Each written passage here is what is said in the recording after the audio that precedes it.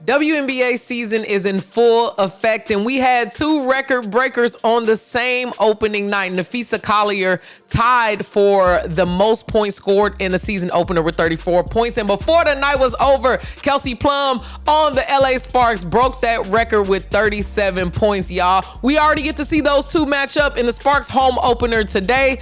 Thanks so much for tuning in to a brand new episode of The Post Up. I am your host, DJ Trice, and today I'll be going over the pregame matchup that is already a playoff preview. The LA Sparks versus the Minnesota Lynx. If this is your first time here, you won't want it to be your last. I stay here posted up, running my mouth about sports.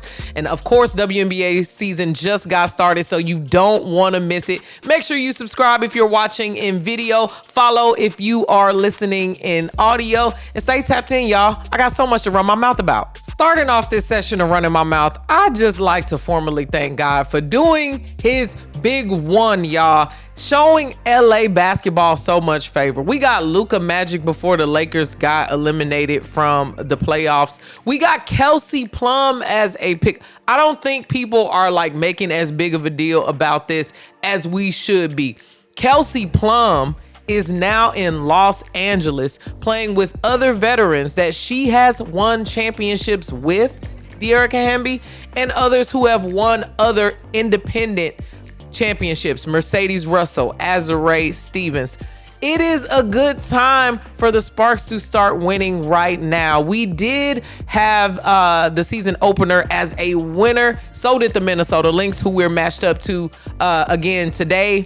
Not again today, but for the first time this season in our home opener. But both of us have won our first games. The Minnesota Lynx won by a blowout. The Sparks were still figuring out some stuff. We won by a significant margin with the Valkyrie. Let me check on that real quick because I actually have the stats. So the Sparks beat the Valkyrie 84-67, and the Lynx beat the Dallas Wings 99-84. Theirs was actually a little bit closer. I don't know why I thought that was a blowout. I just remember Napheesa Collier taking over the third quarter and completely changing the landscape of the game, which I think is going to be the same case here. Definitely need to look out for Fee and Courtney Williams. Those are going to be our two players that we need to target. But I don't want to jump in too quickly. What I'm saying is the Sparks and the Lynx have won their first game this season. The Minnesota Lynx have a revenge plot. They lost last year in the finals against the New York Liberty. The New York Liberty had a great ring ceremony yesterday, y'all. I was just laying in bed watching them with those huge rings. I'm like, this is crazy. The Sparks need that to happen so I can get there for the ring ceremony. Okay, LA, please do it for me. Anyway, the Minnesota Lynx played really, really well in their opener, and they pretty much retained the same squad from last year. So this is going to be a playoff team to look out for, and we know that the LA Sparks this year are going to be a top 8 team, especially how we saw Kelsey Plum go off for 37 points in that first game. Let's also not sleep on Kelsey Plum's assists. She has 6 assists, and Mama D, the double-double queen, did her thing and got another double-double in that game, as well as Azurá Stevens was in double digits with 11 points. The Sparks are off to an impressive season. I think we can win some games just off of the motors that all of our players have. We're not talking about strategy. We're talking about just how much these women can play basketball. I think we're in a good place. Now, if we're speaking specifically in the Minnesota matchup, the number one thing that I'm saying that the Sparks should look out for is turnovers.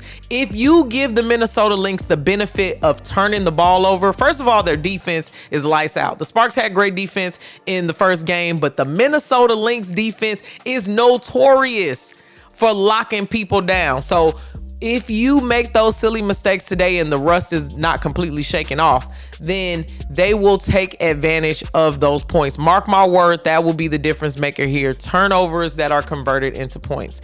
Now, what the Sparks need to do as a strategy is just run the Minnesota Lynx. They also like to play with pace and space. I'm anticipating that this is going to be a fast-paced game. I'm so excited to watch the quality of basketball that we are about to get in the first week of the WNBA season. I couldn't be happier. since I'm on here, let's just talk about a couple other things that I've been seeing around the W. I checked out a couple games yesterday. The Aces look awful. I don't know what the Aces need to do to get their game back to where it was. I think they just need to find that clicking of it all to make it make sense. But the New York Liberty look good. I'm not minimizing the New York Liberty, but the Aces are still that team. So I don't know. It really wasn't giving what it should have gave. Maybe it was ring night. They was just, a little bit off. They was kind of feeling some kind of way about not winning the championship. I don't know what was happening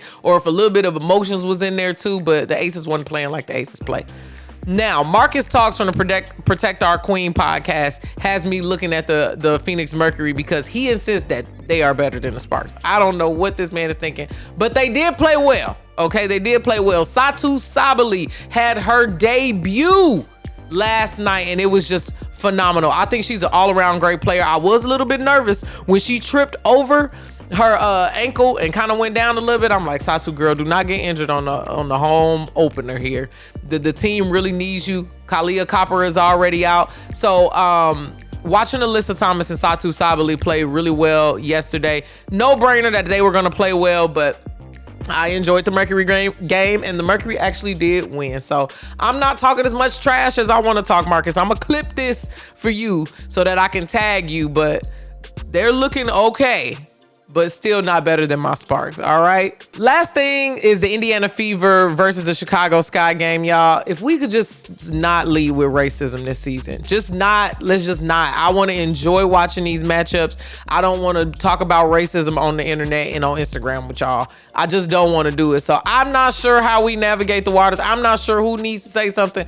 Maybe not Kathy, because we heard what she said before. So maybe get somebody else to make a statement. They done already put out the don't hate statements. But as we enjoy new audiences coming into basketball, it's also like, mind your manners.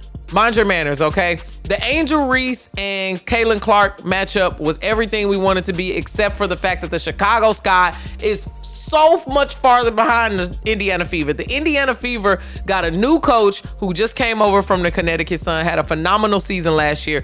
They have built so many pieces around Caitlin Clark now. Even with Natasha Howard, just watching, like, all the different touches. There are so many offensive powers is what her coach said to her. She's like, you never had this many weapons to use. So I'm excited to see the Indiana Fever play. They are for sure a top 5 team in the league, I would say. Maybe top 4, but I just need to see everybody else through, see some more games, okay?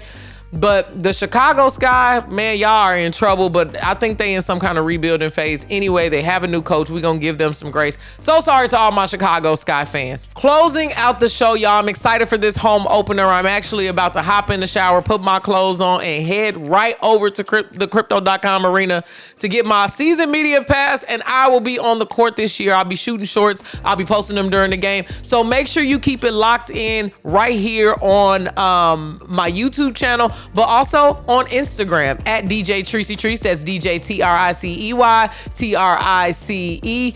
Also, follow LA Sparks Weekly. Michael, Matthew, and myself are going to be on there doing so many fun things and also giving you some behind the scenes footage. Y'all, we had the season opener out at the Watch Me Sports Bar in Long Beach, and it was a blast. It was a time. Kelsey Plum even asked Michael what he was drinking since we were out at the bar. I just love the fact that the team is embracing so many of the new things that we're doing with the show. So shouts out to the Sparks organization for being so dope. And make sure, let me get on my soapbox real quick. With all of this Luka talk and Nico and Dallas and everything, shouts out to you, Reagan Peebly. Shouts out to you, because you said you wanted to win right now and you bought us Kelsey Plum. My girl was on there flexing, dropping to 37 points. You are not playing. You are a woman of your word, and I'm excited to watch the rest of this season. That's it. That's all. Hop off my soapbox. Thank y'all so much for tuning in to this episode of The Post Stop. I'll always be here running my mouth about sports. I'm your host, DJ Tricey Trice, and I will see y'all soon. Go Sparks.